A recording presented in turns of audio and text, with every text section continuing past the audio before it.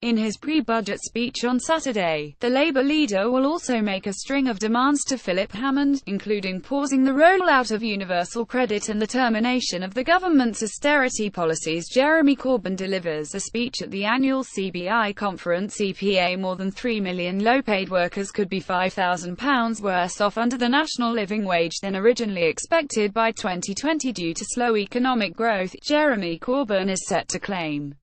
In his pre-budget speech on Saturday, the Labour leader will also make a string of demands to Philip Hammond, including pausing the rollout of universal credit and the termination of the government's austerity policies. Citing a new Labour analysis, Mr Corbyn will say that due to slower economic growth, the national living wage could see it reach £8.25 an hour by the end of the decade, rather than the £9.30 an hour originally anticipated when the policy was unveiled by George Osborne in 2015. Earlier this year, the Office for Budget Responsibility, the government's fiscal workcog, said the NLW could fall to £8.75. The Tories' rebranded minimum wage was supposed to overtake £9 an hour by 2020, Mr Corbyn will say.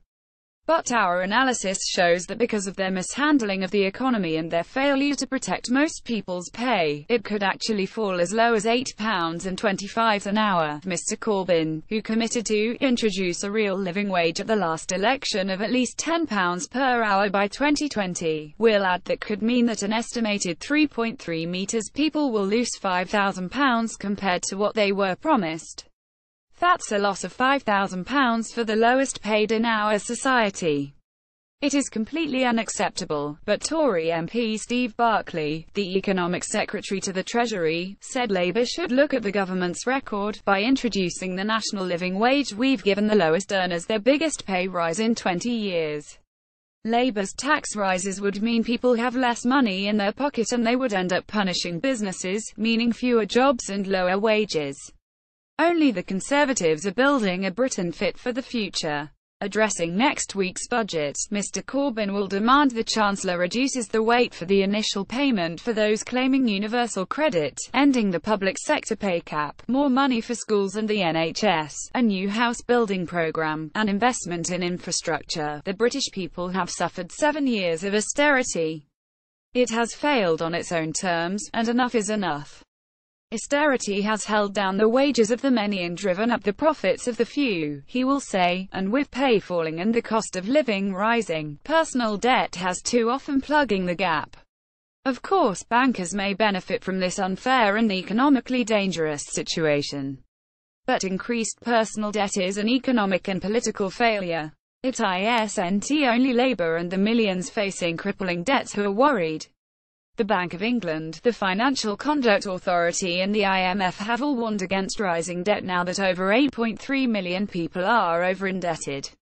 People aren't borrowing to invest, they are borrowing to survive. If the Prime Minister and the Chancellor are serious about ending the longest decline in living standards since the 19th century, they must borrow to invest in our economy, services and people.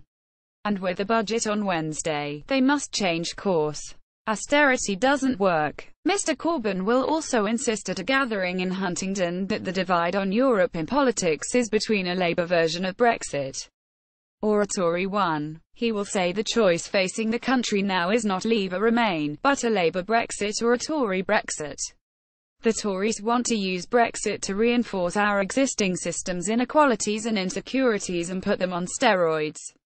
They want to drive through more deregulation, lower taxes on the richest banks and big corporations, even more privatization and further cuts in pay and conditions in a calculated race to the bottom.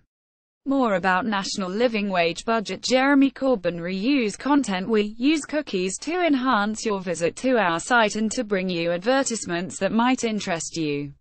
Read our privacy and cookie policies to find out more.